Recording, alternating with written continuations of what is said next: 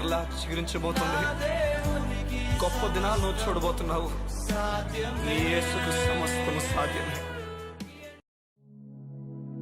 Good morning దేవుని ప్రియ కుమారుడా, good morning దేవుని ప్రియ కుమార్తె. Special good morning to you. ఈ ఉదయాన దేవుని వాగ్దానమును, దేవుడు మనల్ని బలపరుస్తూ మాట్లాడుతున్న మాటను నేను మీతో పంచుకోవడానికి ఇష్టపడుతున్నాను. ఏ మూల నుంచి, ఏ చోటు నుంచి మీరు దీన్ని చూస్తున్నారో నాకు తెలియదు, కానీ ఏ సమయంలో చూస్తున్నారు కూడా నాకు తెలియదు, కానీ ఏ సమయంలో చూసినా, ఏ చోటు నుంచి చూసినా దేవుని మాట సమానమైన బలం కలిగింది. ఎక్కడున్నా నీకు బలాన్ని ఇచ్చి బలపరచిపోతుంది. ఈ ఉదయాన్న మిమ్మల్ని ప్రోత్సహిస్తూ, మిమ్మల్ని బలపరుస్తూ ఒక మాట కీర్తనగారుడు రాస్తున్న మాట, కీర్తనలు 29వ అధ్యాయం 8వ వచనం ఈ విధంగా ఉన్నది. చూడండి, యెహోవా స్వరము అరణ్యమును కదిలించిన. చూడండి, ఈ మాట జాగ్రత్తగా ఆలోచించండి. యెహోవా స్వరము కదిలిస్తుందట.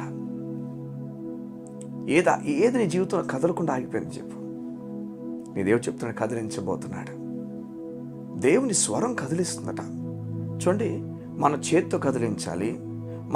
మనం చాలామందికి అంటే ఒక వస్తువుని కదిలించాలంటే మనం చేత్తో కదిలిస్తాం, లేకపోతే కొంతమంది కాలుతో కదిలిస్తారు. కానీ దేవుడు అలా కాదు, స్వరంతో కదిలిస్తాడు.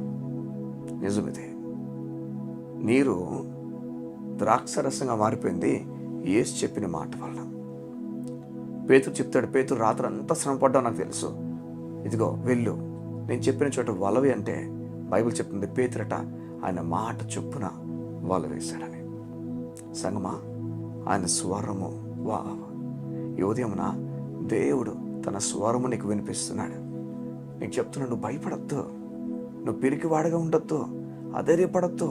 నీ కొరకు గొప్ప సంగతులు నేను దాచి ఉంచాను, కదిలిస్తున్నాను. నేను ఆ పరిస్థితిని కదిలిస్తున్నాను. నీకు శత్రువులు ఎవరైతే ఉంటే వారిని దేవుడు కదిలిస్తున్నాడు, నీకు మిత్రులుగా మారుస్తాడు.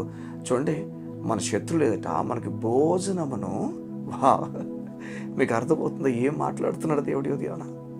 శత్రువుల ఎదుట భోజనం. వారు భోజనం సిద్ధపరిచి, లేకపోతే సిద్ధపరిచిన భోజనం ఉంటే శత్రువులు ఎదుట నువ్వు సంతోషంగా తింటావట. శత్రువు ఉన్నాడంటేనే భయపడిపోతాం కదా మనం. శత్రువు ఉంటాడు, నేను పిరికివారుగా అయిపోతాం కదా. దేవుంటాడు, అక్కడ నువ్వు సంతోషంగా భోజనం చేయబోతున్నావు. యెహోవా స్వరము కదిలిస్తుంది, దేవుని స్వరం కదిలిస్తుంది. నీ స్వరము పని చేయదు సంగమా, నీ స్వరం పని చేయదు. నీవు దాని కొరకు పలకడం మానేసే. నీవు నీ భర్తను సరిచేయడానికి ప్రయత్నం చేస్తున్నావేమో, భార్యను సరిచేయడానికి ప్రయత్నం చేస్తున్నావేమో, నువ్వు మోసపోతాం. మనం సరిచేయడానికి పనికిరాదు, కానీ మన స్వరం గొడవలకు వెళ్ళిపోతుంది, చిరాకులకు, కోపానికి దారి తీసేస్తుంది. యెహోవా స్వరము కదిలిస్తుంది. నీ భార్యను దేవుని స్వరం కదిలిస్తుంది, నీ భర్తను దేవుని స్వరం కదిలిస్తుంది, నీ ఉద్యోగాన్ని దేవుని స్వరం కదిలిస్తుంది, నీ కంపెనీ ఓనర్ని దేవుని స్వరం కదిలిస్తుంది. ఏ సమస్యనైనా దేవుని స్వరము నీ కొరకు కదిలిస్తుంది.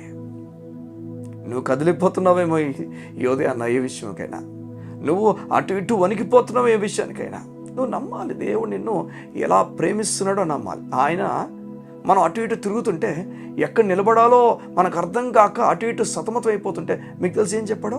రా, నా ప్రేమ యందు నిలిచిండు అని చెప్పాడు. చూసారా, ఎక్కడ నిలబడాలో అర్థం కానప్పుడు ఎక్కడ నిలబడాలో ఆయన చెప్తున్నాడు, నా ప్రేమ యందు నిలబడం. ఆ ప్రేమ నీకేం చెప్తుంది తెలుసా? నువ్వు నీతిమంతుడివే, నీ పైన కోపంగా లేను, నేను ధైర్యంగా రా, గొప్ప కార్యాలు నీకు చూపిస్తాను.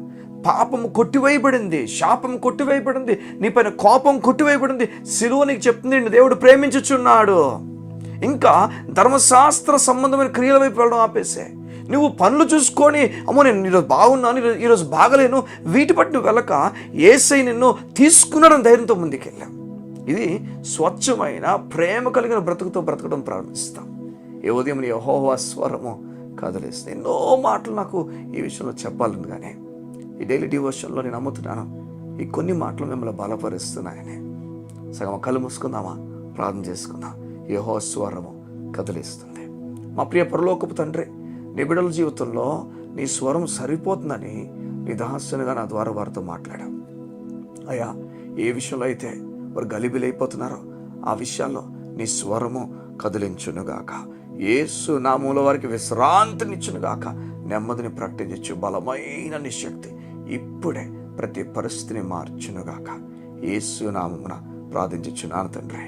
ఆమేన్, ఆమేన్, ఆమేన్. సగమా ధైర్యంగా ఉంటావు. దేవుని స్వరం కదిలించిపోతుంది. God bless you. See you tomorrow.